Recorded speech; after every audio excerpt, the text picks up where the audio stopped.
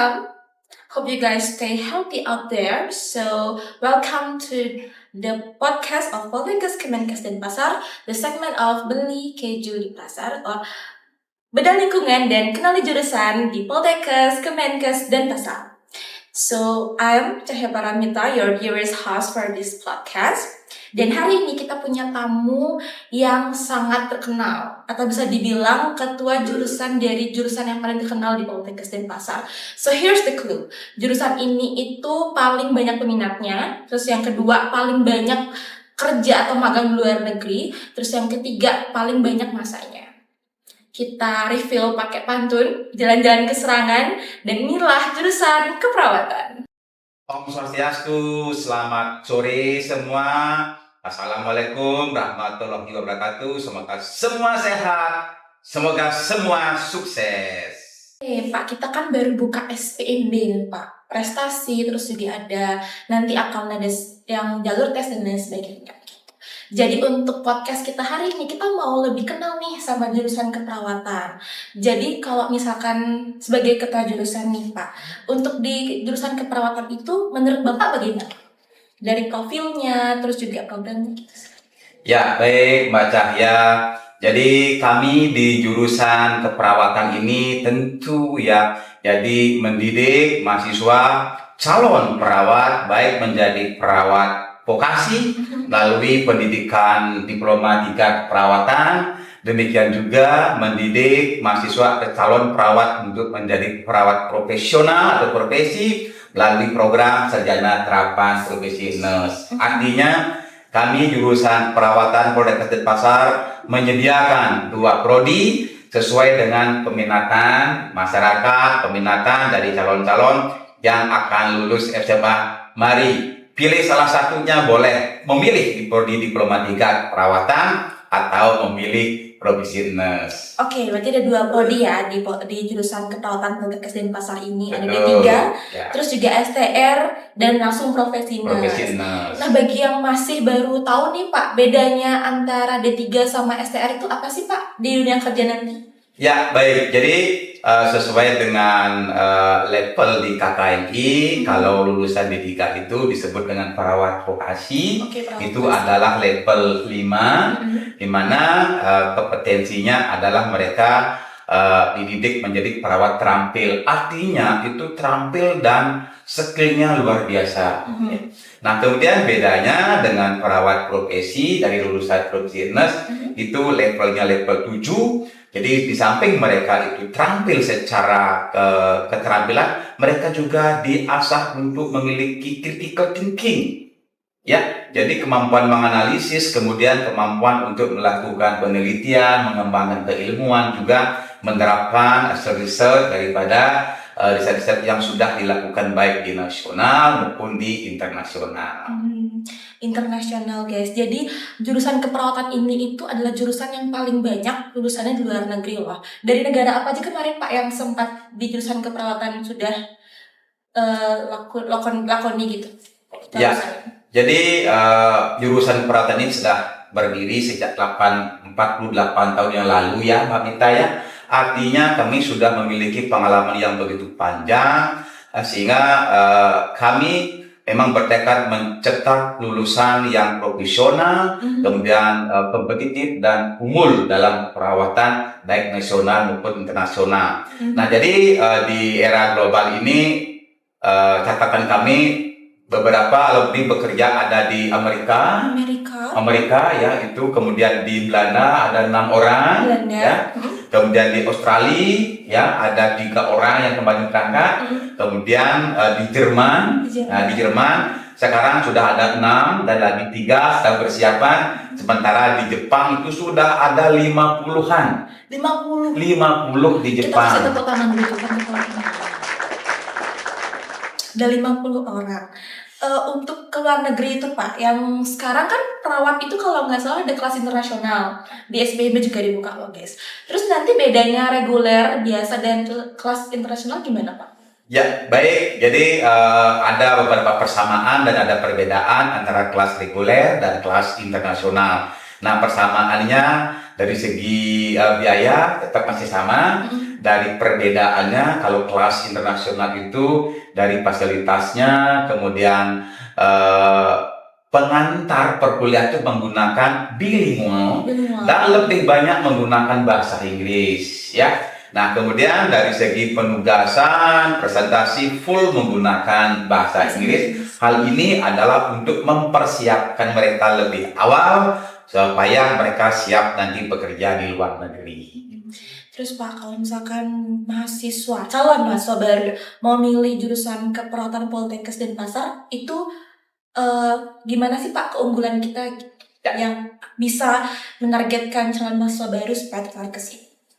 Ya, baik. Jadi banyak keunggulan yang kita miliki. Yang pertama dari keunggulan keilmuan, ya. Jadi jurusan keperawatan memiliki keunggulan di bidang pariwisata, kemudian keunggulan dalam perawatan kanker. Nah, dikembangkan menjadi perawatan paliatif. Di sini mahasiswa diajarkan, disiapkan bagaimana mengembangkan komplementer sebagai kearifan lokal itu sebagai bagian dari keperawatan untuk menunjang perawatan yang berkualitas menuju perawatan paliatif yang nanti digunakan untuk merawat pasien kanker, pencegahan pasien kanker. Dari segi keilmuan, dari segi sarana prasarana, kami memiliki laboratorium yang berkelas, ya, berkelas dengan settingan mini hospital. Artinya apa?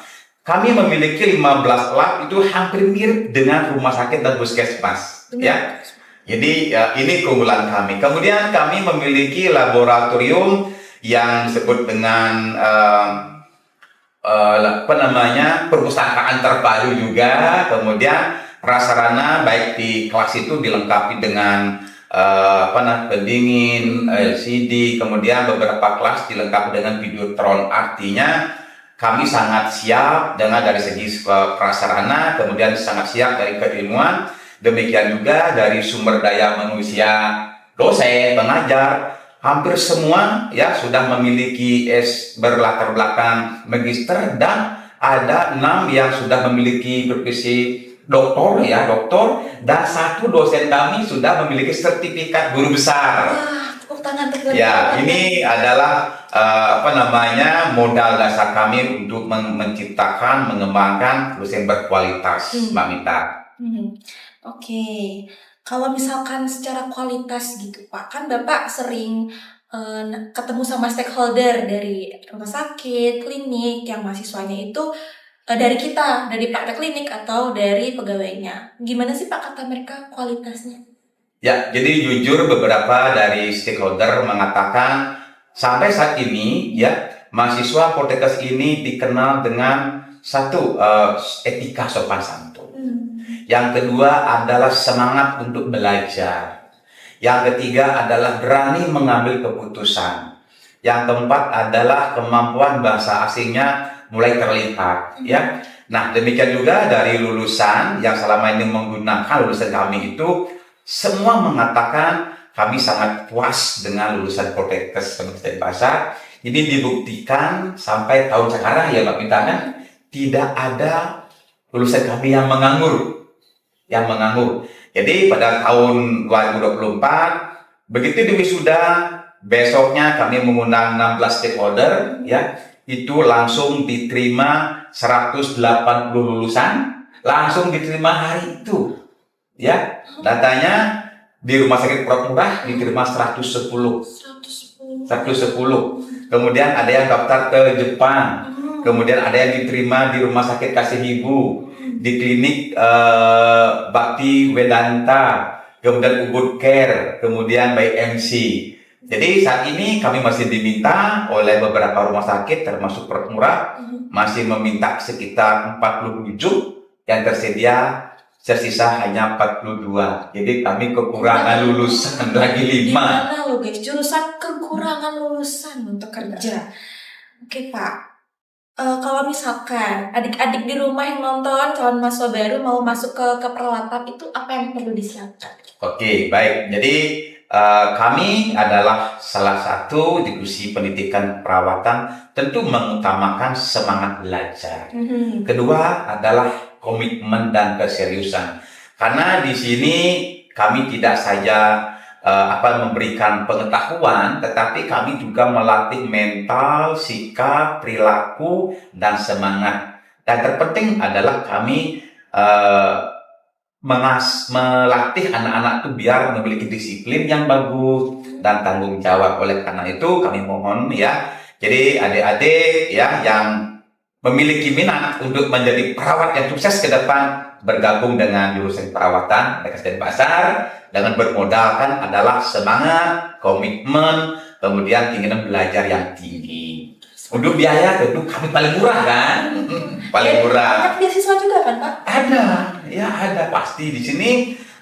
Beasiswa yang ada pertama adalah dari keluarga yang kurang mampu ya, kemudian ada beasiswa karena akademik mendapatkan prestasi juara, kemudian itu bisa mendapatkan biaya tambahan. Kemudian kalau anak-anak berprestasi mendapatkan prestasi baik nasional, internasional, non akademik dan akademik itu juga diapresiasi oleh direktorat, oleh direktur ya, artinya banyak peluang untuk mendapatkan beasiswa dan tidak menutup kemungkinan kalau ada sponsor dari luar yang kami identifikasi dari beasiswa pemerintah daerah, kemudian dari bank mandiri dan seterusnya, itu sangat banyak Pak Mita.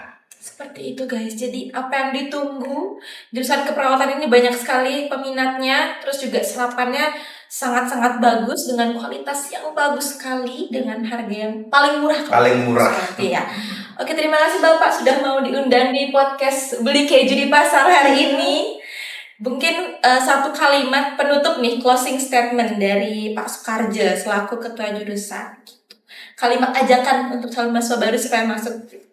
Ya, yang kami butuhkan adalah mari menanam kepercayaan dan terus bergerak. Jadi percaya dan bergerak, trust and move ya. Ini kunci kita untuk sukses ke depan. Ketika kita percaya, kita akan menyerahkan semuanya. Ketika kita siap, mari kita bergerak.